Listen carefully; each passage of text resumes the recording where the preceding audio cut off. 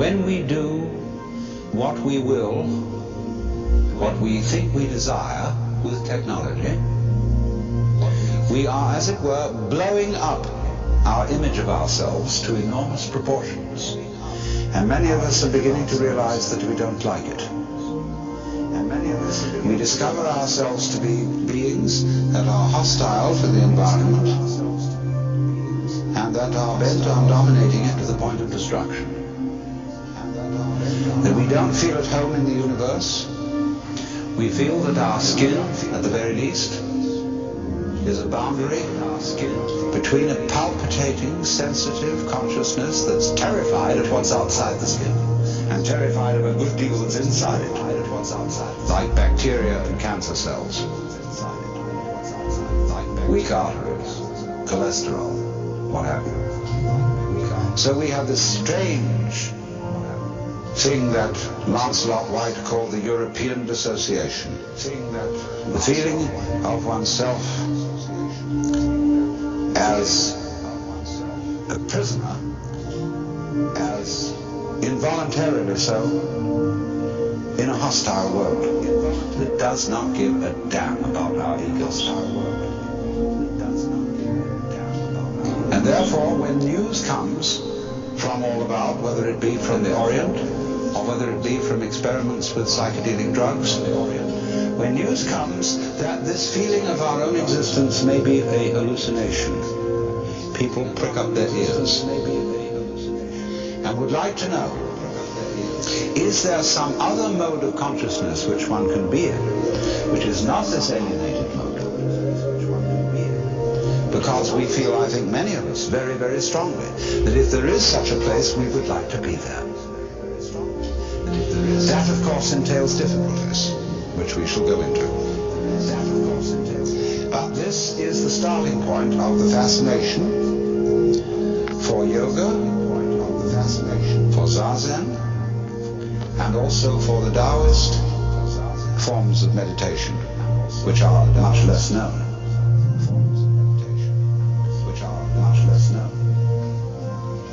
But there arise problems about this when we are going to convey these disciplines to Western people. Because Western people who are interested in things of this kind are apt to be very interested in things of this kind. Whereas on the other hand, in cultures where things of this kind have been known for thousands of years, there is a tendency for them to become rather rotish. And therefore the way of teaching these disciplines, which many Asian teachers use, are designed not for mature adults, but for relatively young people who are not interested in learning them. In other words, when a kind of religion, let's take the case of Zen Buddhism, or in Chinese it is called Chan. When after some years pious people have followed these disciplines and learned to enjoy them, they have a way of telling their children that you ought to enjoy this too. See? And we would like you to go to the monastery. And furthermore, when there's the superstitious feeling that raising a son to be a monk or a priest redounds to one's own good merit in future lives, the more sons you send into the priesthood, the better. It's the same in Catholic countries. It was the same among the British in the Anglican Church during the 18th century, when the first son of the family went into the law, because he had then a good chance of being a successful politician. The second son went into the army, and the third son went into the priesthood. And it was a matter of course. And they had no real interest in religion. They weren't really curious. It was something they were studying out of filial duty to their parents. And especially in these days in Japan, when in order to inherit your father's temple, you have to go to the monastery and take Zen training. It becomes a matter of some urgency. So you have a lot of unwilling young men, sometimes young women, in the nunneries, learning the meditative disciplines under the supervision of ecclesiastical taskmasters who are everywhere in the world exactly the same. I attended from the ages of 13 to 17 an ecclesiastical boys' boarding school in England. I can assure you I've had enough of it. We were very sternly disciplined in the same way as Zen monks are disciplined in Japan today. And it just strikes me as funny that I have what I call the aching legs school of Zen, in which one sits in Zazen for an unnecessarily long time until one gets paralyzed. And then people come back from Japan or from anywhere and brag about how their legs hurt, as if it was some extremely esoteric discipline. And you know, they bang them about with boards on the shoulders. And like in England, they swipe them on the bottoms with canes. And it's all the same old story. And I think we need to go beyond this and develop a certain maturity towards the practice of meditation. It is not based on all this boys' boarding school business. But it's very difficult to make people who have been brought up in that system see the point. Because they say, well, we got it this way, and that's the way you have to go in order to get it. Because they say, well, we got it this way. So we have discussed this matter, and we feel that there can be an approach which does not insult the dignity of interested Western adults. Or some people love to have their dignity insulted because they think it's good for them, because it's going to subdue their egoistic pride. But nothing is more egoistic than the project of subduing your egoistic pride. We could read it straight out of Chuang-Tzu in the dialogue between Lao Tzu and Confucius. Or, you know, it's an apocryphal dialogue. Chuang-Tzu was a great humorist, and he used the most outrageous stories and examples to illustrate his points. And so he put into the mouth of Confucius all sorts of things that Confucius would never have dreamed of saying. But he also arranges a dialogue between Lao Tzu and Confucius in which Confucius gets the wrong end of the stick. Where Lao Tzu talks to him and asks him, what is your teaching? And he says it is charity and duty to one's neighbor and absence of self. Well, sir, you are causing great disruption in the empire. Is not your elimination of self a positive manifestation of self? You are like somebody beating a drum in search of a fugitive. I mean, we would say it is like the police about to raid a whorehouse with the sirens on, so that everybody hears them coming and runs away. You see? So in the same way, when you go after with a project to eliminate your selfishness, nothing could be more in the nature of spiritual pride. And you will work on it, and the more you work on it and get uptight and stiff, the more your spiritual bulge increases.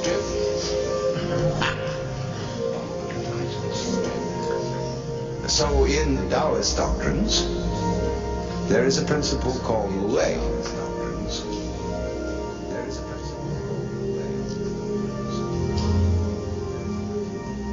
And this means none or not, no, negation, way, has a combination of meanings. It can mean action, making, but the best translation I have found for it is forcing. And so Wu Wei is the principle of not forcing in anything that you do. Now we know when we watch any performance of an artist, be it a dancer, or an actor, or a musician, we know immediately when the performance is forced. And we say it doesn't ring true, it's too artificial, it doesn't seem to be natural. Many people who study the Taoist doctrines think that Wu Wei means do nothing, in the sense of laissez-faire, be lazy. always be passive. It doesn't mean that. There is a time for action. When you study judo, you use muscle only at the right moment. When your opponent is hopelessly overextended and off balance, and you add a little muscle to it and you throw him across the room. But only then. You never use muscle at the wrong moment. For as Shakespeare knew perfectly well, there is a tide in the affairs of men which takes at its flood leads on to fortune. And so Wu-Wei is based on knowledge of the tide. And so Wu-Wei, the drift of things. Get with it. Wu-Wei is the art of sailing rather than the art of rowing. So, if you say now, one of the most famous sayings in the Lao Tzu book is superior virtue has no intention to be virtuous, and thus is virtue. Inferior virtue cannot let go of virtuosity, and thus is not virtue. So one could also say, the real Wu-Wei is not intentionally Wu-Wei, and so is Wu-Wei. But inferior Wu-Wei so tries to be Wu-Wei that it isn't. Tries to be Wu-Wei. In other words, this is saying Wu-Wei is not a matter of cultivated passivity, or even of cultivated spontaneity. Because there are people who think that they are released, because there are people that they have realized that they are the Tao, that they, as all of us in fact are, or that you are, to put it into Vedanta terms, every one of us is the Brahman, the eternal self of the universe, beyond all description or classification or thought. And say, okay baby, I'm that, now I'm going to have a ball. And say, okay. Well, what kind of a ball do they have? Well, what they do is they look up the rules on which society runs and do the opposite. Well, that's still running by the rules of society. And it's the mirror image in reverse. That's not spontaneity. It's the mirror image in reverse. That's not. You have to be able to realize that you don't know what you really want to do. Until you are very quiet. And it tells you until you are very quiet. And it tells so. To quote Jesus, so, unless you become again as a child, you cannot enter the kingdom of heaven. Become again as a child. And if you read the Bible, incidentally, which is a very dangerous book, as I'm going to be demonstrating in Playboy this December. But understand heaven in a very literal sense about space. See, we are in heaven now because the earth is a spaceship and heaven is space. The earth is a spaceship. What is called in Chinese Gun, Japanese Gu, the void. That's what is important. That's that we, most of us, don't know this. Even Shakespeare has one of his characters saying, oh, that this all too solid flesh would melt. Shakespeare has one of his characters saying, but do you know you're much more space than you are anything else? If the ponderable, I won't say matter, the ponderable whatever in your bodies were condensed and all put together, it would be smaller than the point of a pin. And anyway, somebody once said, even a bishop is 80% water.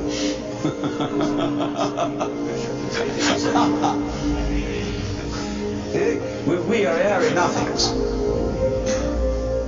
So space is somehow very, very fundamental. We're going to this far away, but you understand that heaven is space.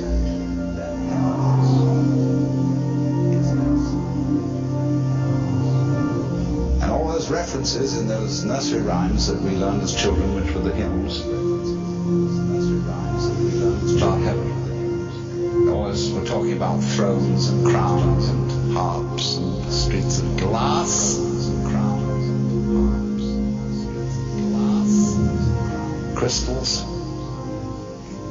transparencies, space. It comes down to space always. Space, which nobody can define, nobody can imagine, appears to be nothing, is the foundation of the universe. Is the foundation of the universe. But you have to become again as a child to see that. Now you go back to your childhood. What were the fascinating things? What's out there? What's beyond the stars? How long does it go on? What's beyond the stars? And Mama said, it goes on always and always and always. The child wonders. It's exciting. That there's something that never ends. Then the child asks about time. How long ago is long ago? Well, the Bible says that in the beginning God created the heaven and the earth. Well, what did God do before he did that? Well, as one person said, he sat out thinking punishments in hell for people who ask silly questions. He sat out thinking punishments. But still, that's only a joke. And the child thinks, oh God, going back and back and back forever. Never beginning. Back and back. So in the same way we think about death. Go to sleep and never wake up. Never.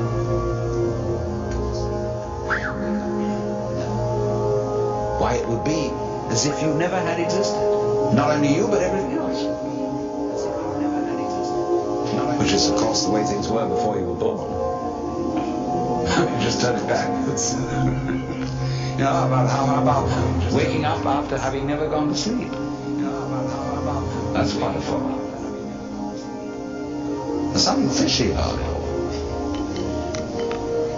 There's something fishy about it. Ichthys, Jesus Christos Theos hier. The fish. Jesus Christos Theos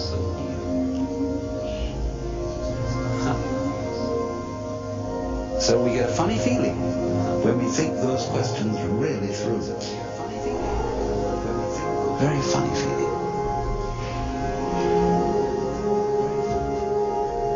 Children, you see, love to get into that funny feeling. Children do all kinds of weird things. They like to spin around as fast as possible, so they watch the sun go off the ground and go still. They do this thing, giddy with their eyes, and they go.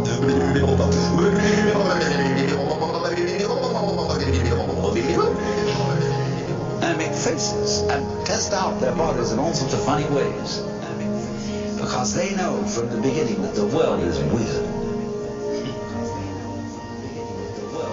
Strange thing,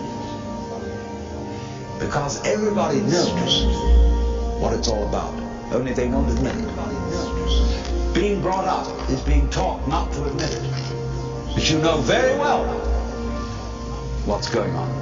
But you know very well. But in order to find out once more as an adult, you have to become again as a child. So what does that involve?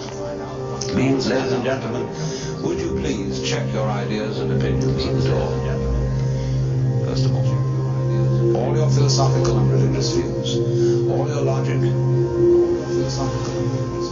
because I say check it at the door advisedly, because you can pick it up again when you go out. If you feel unsafe without it, because you can pick it up again. I'm not trying to argue you out of your opinions and views. I'm merely suggesting that for the sake of an experiment, you temporarily suspend it. And view what is, as if you didn't even know how to talk. As if you didn't even know. Red is not red, blue is not blue. Hard is not hard, soft is not soft. Male is not male, female is not female. There is just this jazz.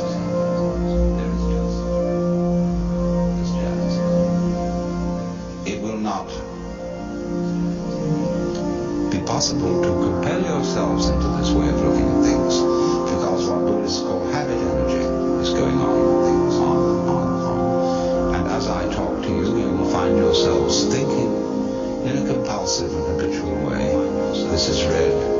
this is green, this is something, this is nothing, this is solid, this is space. All right? But treat those thoughts that are going on in your head in exactly the same way as if they were. That's all they are. Like shapes in the spray as the sea breaks on the rocks. Like shapes in the spray. Now, please don't get agitated that this is an anti-intellectual point of view. That this is undermining the value of logic and reason and so on. Just we'll bring all that back later when we need it. But just for the time being, let's simplify. Close your eyes. Listen.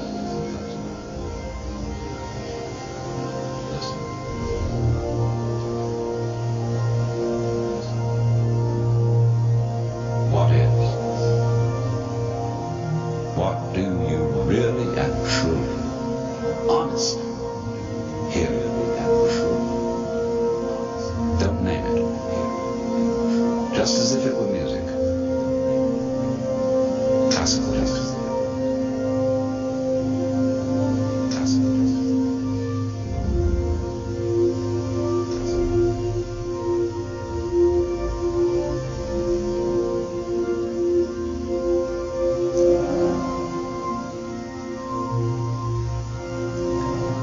Can you hear the past? Can you hear the future?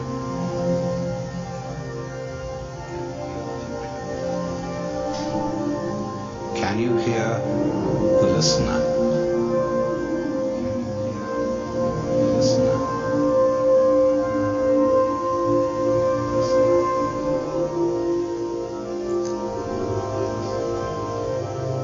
Where do the sounds come from? Ears alone, please. Look, Mama, no hands. Ears alone, please. Look, Mama, no. Let them tell you the truth.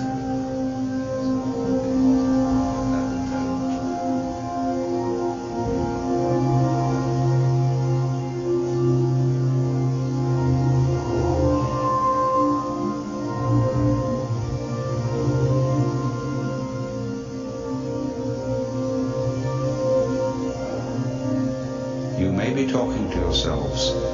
Don't try to repress it, as I said. Just disregard it. That happens. It's like an itch. That happens. It's like an itch. Really listen. Dig that sound. Dig that sound.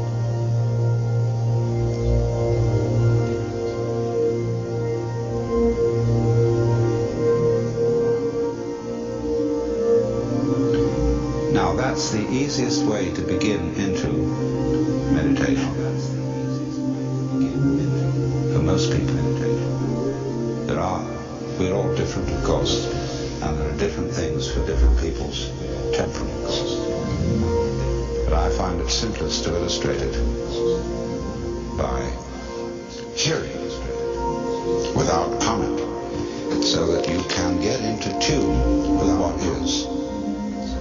You can't really get out of tune with it, but we don't know that yet. Maybe some of you do. The art of meditation is a way of getting into touch with reality. And the reason for it is that most civilized people are out of touch with reality because they confuse the world as it is with the world as they think about it, and talk about it, and describe it. For on the one hand, there is the real world,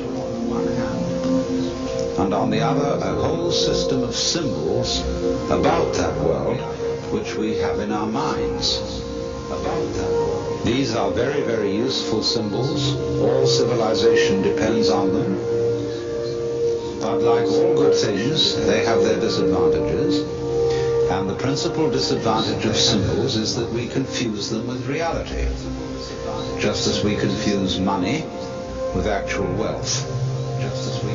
And our names about ourselves, our ideas of ourselves, our images of ourselves with ourselves.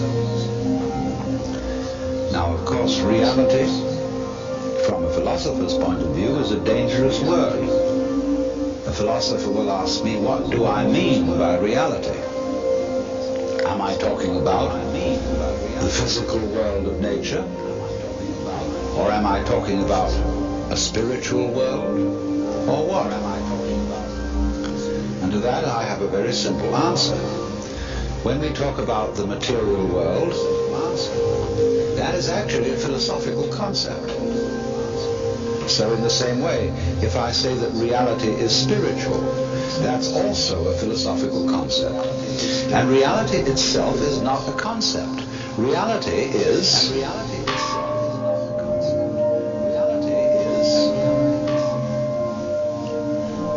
and we won't give it a name. Now it's amazing what doesn't exist in the real world. Now it's amazing. For example, in the real world, there aren't any things, nor are there any events. That doesn't mean to say that the real world is a perfectly featureless blank. It means that it is a marvelous system of wiggles in which we describe things and events in the same way as we would project images on a Rorschach plot, or pick out particular groups of stars in the sky and call them constellations, as if they were separate groups of stars. Well, they're groups of stars in the mind's eye, in our system of concepts. They are not out there as constellations already grouped in the sky. So in the same way, the difference between myself and all the rest of the universe is nothing more than an idea. It is not a real difference. And meditation is the way in which we come to feel our basic inseparability from the whole universe. And what that requires is that we shut up. That is to say, that we become interiorly silent and cease from the interminable chatter that goes on inside our skulls. Because you see, most of us think compulsively all the time. That is to say, we talk to ourselves. Now, I remember when I was a boy, we had a common saying, talking to yourself is the first sign of madness. Now, obviously, if I talk all the time, I don't hear what anyone else has to say. And so in exactly the same way, if I think all the time, that is to say, if I talk to myself all the time, I don't have anything to think about except thoughts. And therefore I'm living entirely in the world of symbols, and I'm never in relationship with reality. All right, now that's the first basic reason for meditation. But there is another sense, and this is going to be a little bit more difficult to understand, why we could say that meditation doesn't have a reason, or doesn't have a purpose. And in this respect, it's unlike almost all other things that we do, except perhaps making music and dancing.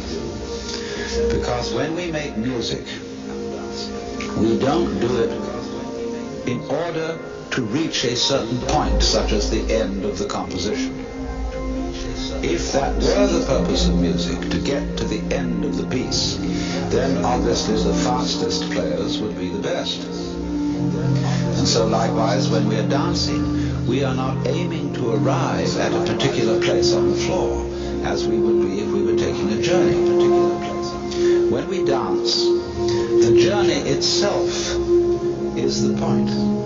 When we play music, the playing itself is the point. And exactly the same thing is true in meditation. Meditation is the discovery that the point of life is always arrived at in the immediate moment. And therefore, if you meditate for an ulterior motive, that is to say, to improve your mind, to improve your character, to be more efficient in life, you've got your eye on the future and you are not meditating. Because the future is a concept. It doesn't exist. As the proverb says, tomorrow never comes. There is no such thing as tomorrow. There never will be. Because time is always now. And that's one of the things we discover when we stop talking to ourselves, we stop thinking, we find there is only a present, only an eternal now.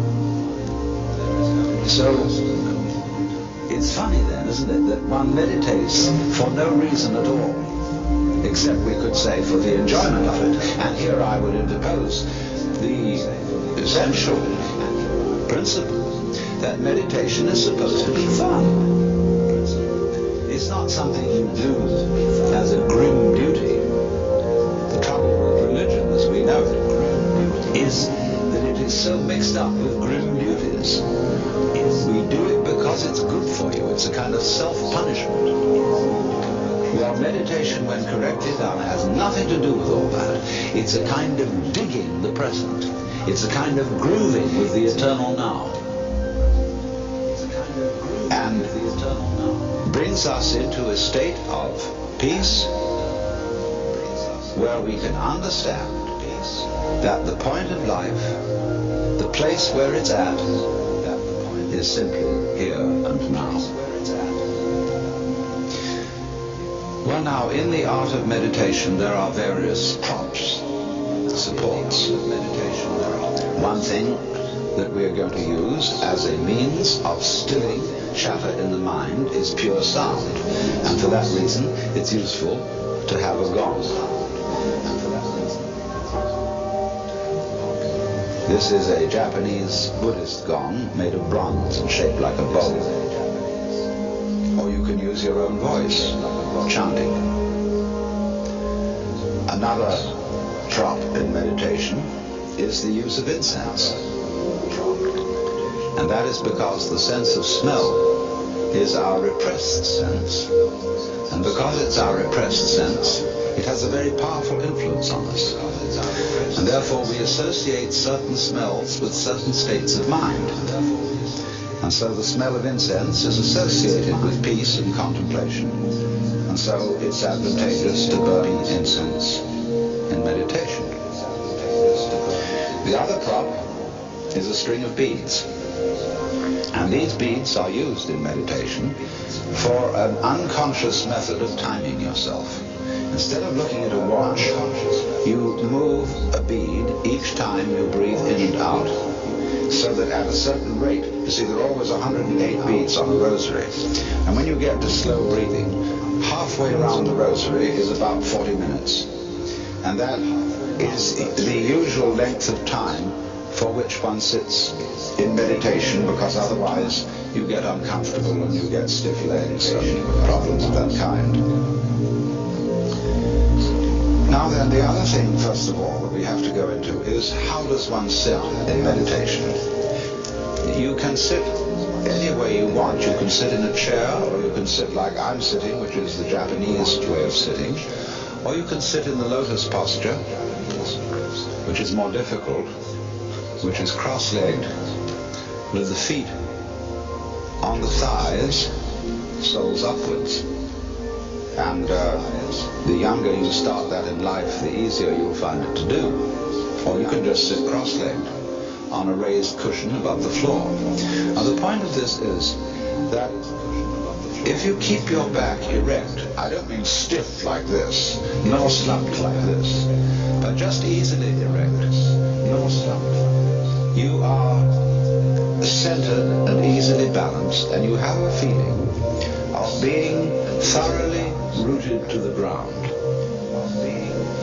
And that sort of physical stability is very important for the avoidance of distraction and generally feeling settled.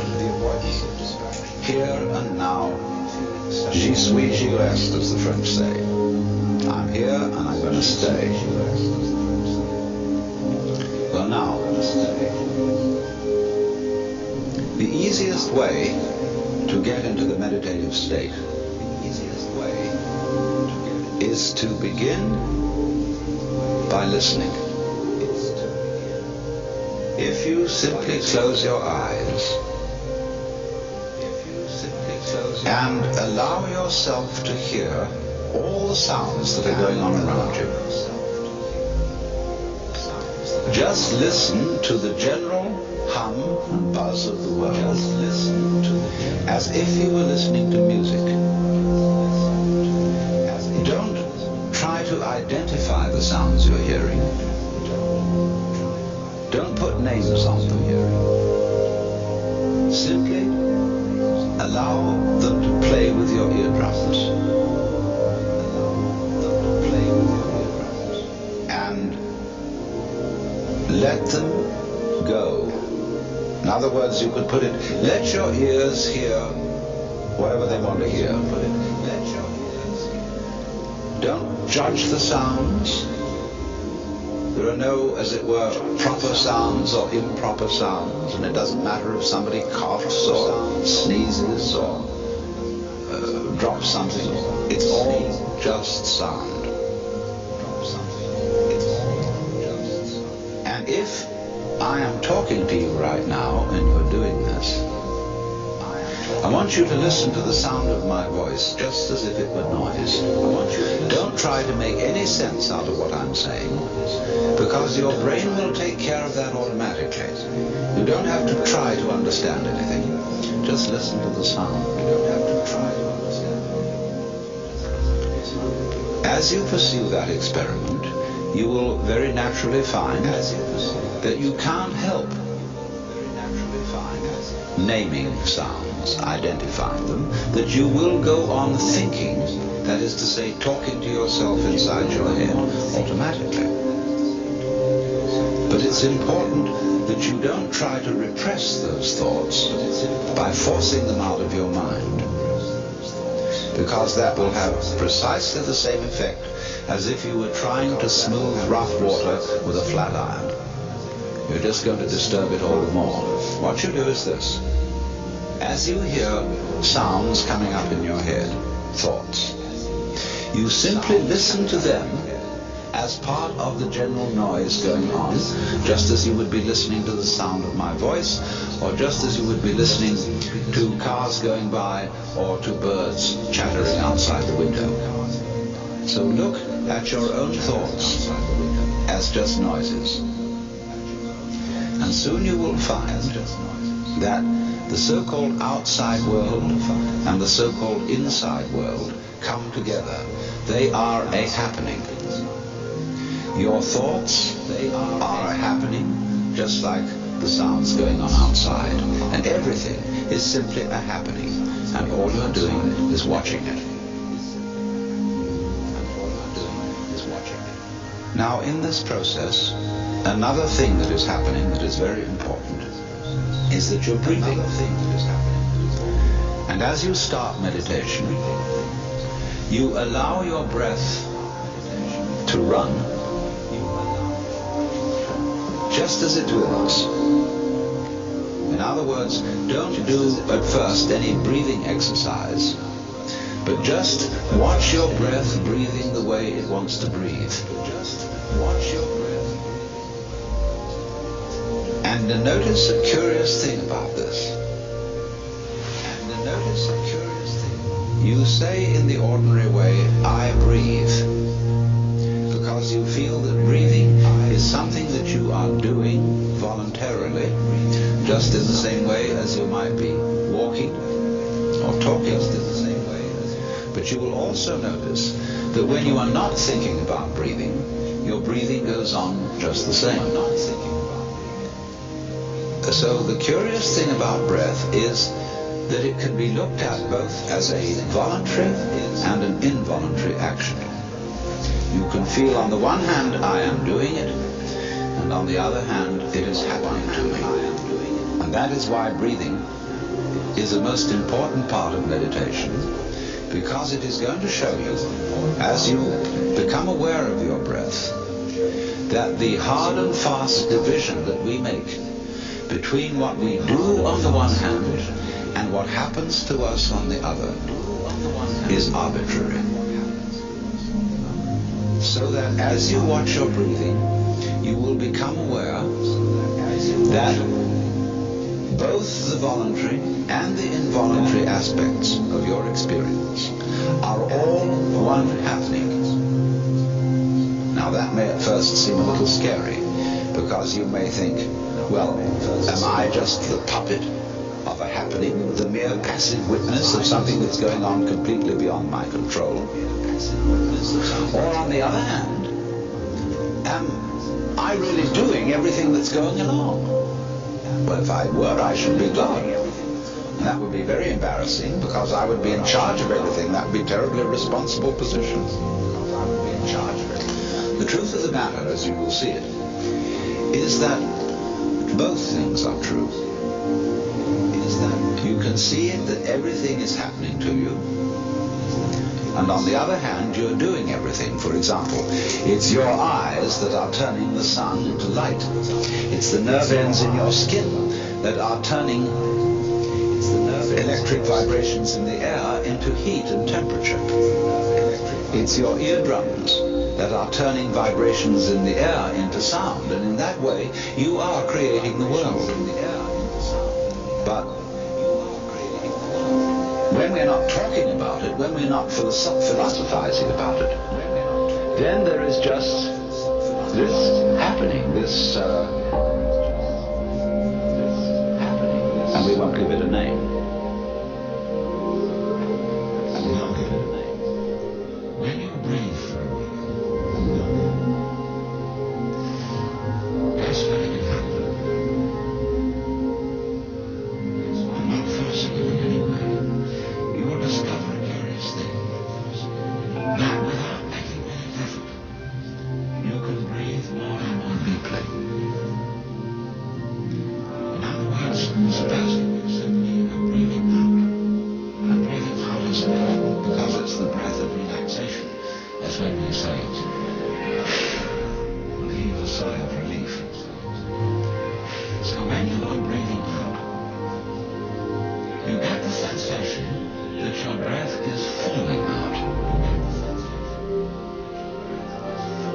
Dropping out. The same sort of feeling you had as if you were settling down into an extremely comfortable bed. And you lift as heavy as possible and then let yourself go. And you let your breath go out just that way. And when it's thoroughly comfortably out and it feels like coming back again, you don't pull it back in. You let it fall back in. Letting your lungs expand until they feel very comfortably full. And you wait a moment and let it stay there. And then once again, you let it fall down. So this way, you will discover that your breath gets quite naturally easier and easier, and slower and slower, and more powerful. So that breath is various A's, listening to sound, various listening to your own feelings and thoughts, just as if there was something going on, not something going on, just happenings. And watching your breath as a happening that is neither voluntary nor involuntary, you are simply aware of these basic sensations, and you begin to be in the state of meditation. But don't worry anything. Don't worry about the future. Don't worry about what progress you're making. Just be entirely content to be aware of what is. Don't be terribly selective, particular, say, I should think of this and not of that. Just watch whatever is happening. Just watch. Now then, to make this somewhat easier, have the mind free from discursive verbal thinking. Sound, or chanted sound, is extremely useful. If you, for example, simply listen to the gong,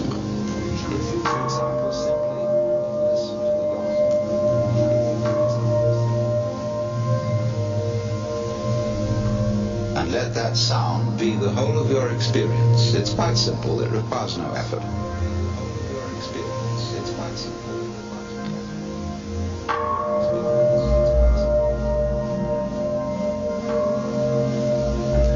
And then along with that, especially if you don't have a gong, we can use what are called in the Sanskrit language mantra. Mantra are chanted sounds which are used not so much for their meaning as for the simple tone. And they go along with that easy kind of slow breath. One of the basic mantras is, of course, the sound Om. That sound is used because if you spell it out, A-U-M, it runs from the back of your throat to your lips, and therefore it contains the whole range of the voice. And for that reason, it represents the total energy of the universe. This word is called the pranava, the name for the ultimate reality, for the which, than which there is no whicher. And so, in this way then, it chanted.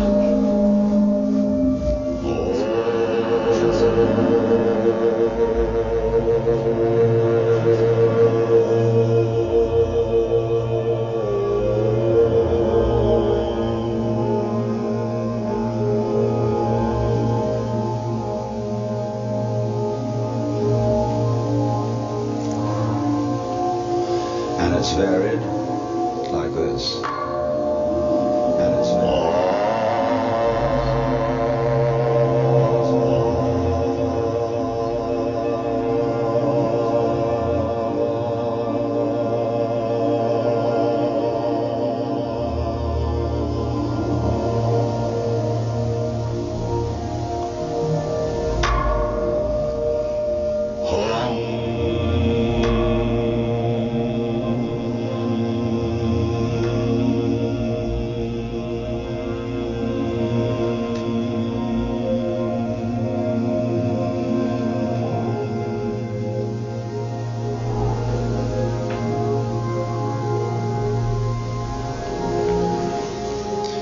And you can keep that up for quite a long time.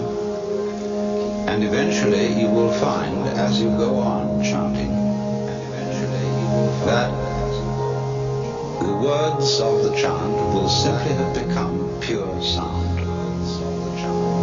And you won't be thinking about it.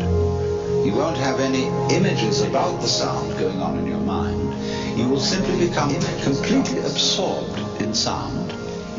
And therefore you will find yourself living in an eternal now in which there is no past and there is no future and there is no thing called difference between what you are as knower and what you are as the known, between yourself and the world of nature outside you. It all becomes one doing, one happening.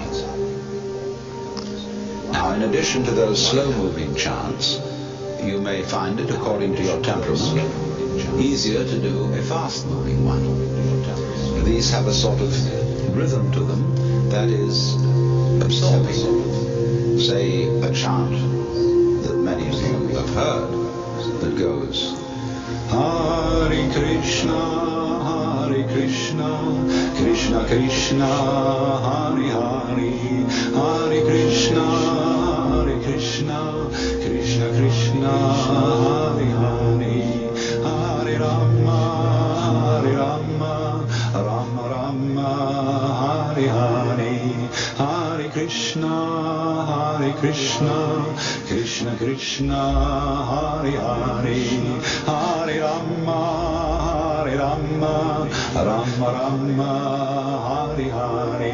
And it doesn't matter what it means. Actually, Krishna and Rama are the names of Hindu divinities. But that's not the point. The point is just to get with that thing that is running, running, running. Hare Krishna, Hare Krishna, Krishna Krishna, Hare Hare, and so on. And if you're a Christian or a Jew and you feel more inclined to use a meditation word that is more congenial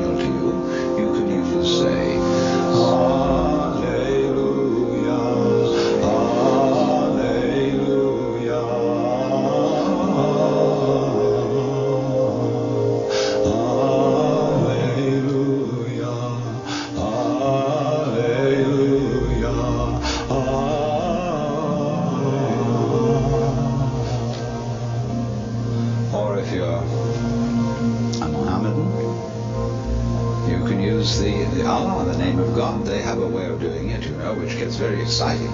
But Allah, Allah, Allah, Allah, Allah, Allah, Allah, Allah, Allah, Allah, Allah,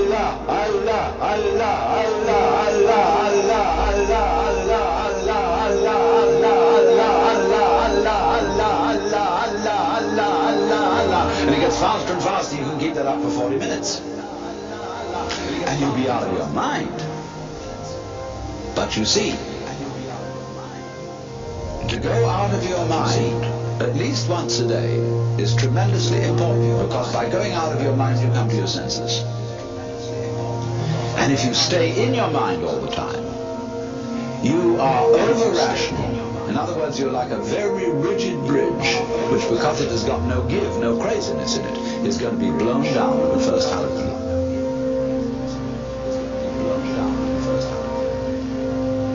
Just as you've been letting vibrations in the air play with your ears, let your lungs breathe as they will. Let your lungs. Don't as yet attempt any breathing exercise. Don't force anything. Simply allow breathing. Don't force anything.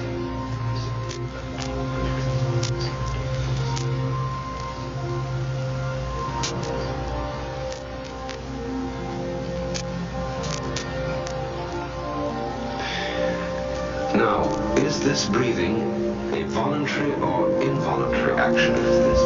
Or both? Or neither? Just feel it without taking sides, without words. And again, hear my voice as if it were wind in the trees or the sound of waves.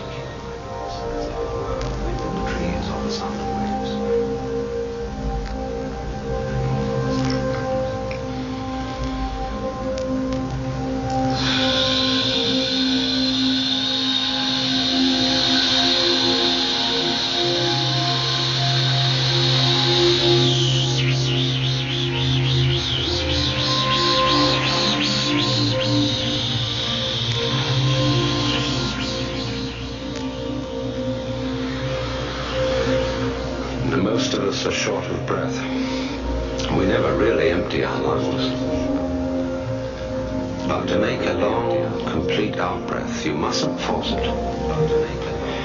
Imagine there's a large ball of lead inside your neck, and allow it to fall slowly through your body to the floor, pushing and easing the breath out as it drops. Ease the breath out just as you settle and sink down comfortably into a bed. And when the ball reaches the floor, let it drop away as if to the center of the earth.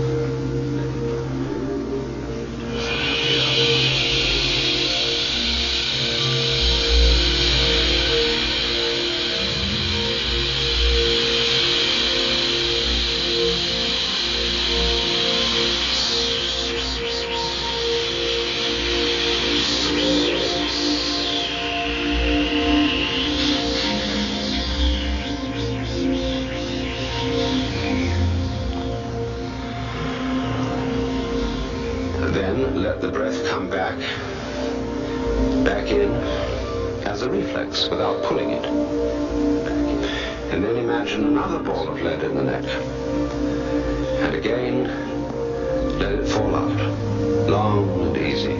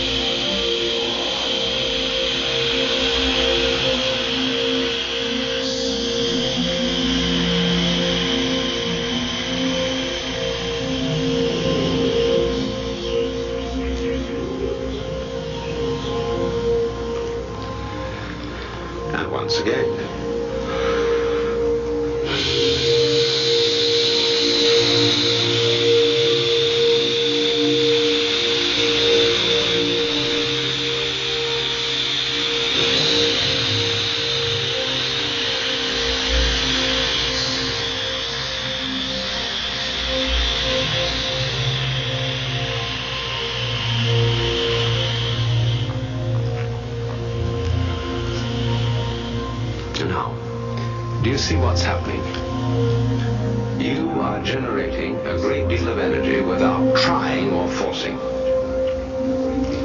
Two things seem to be happening at once.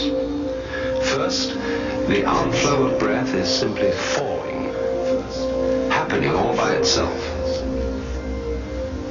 Second, it's under perfect control. So from this practice, you learn to experience, to realize that what happens to you and what you do are one and the same process. There is no real separation between one thing called you and another quite different thing called the universe. When you stop talking and naming, they're quite obviously one. So again, let breath fall easily out.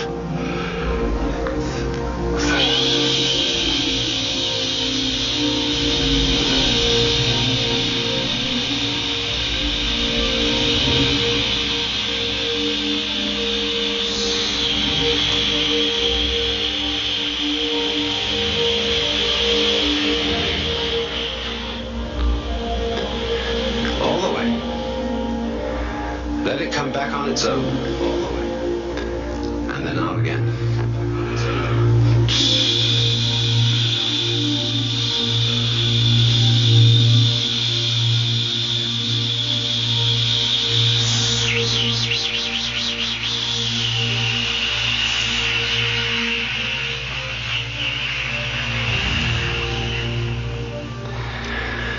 And now let's put the sound R on the next outflow. And now let's put the sound.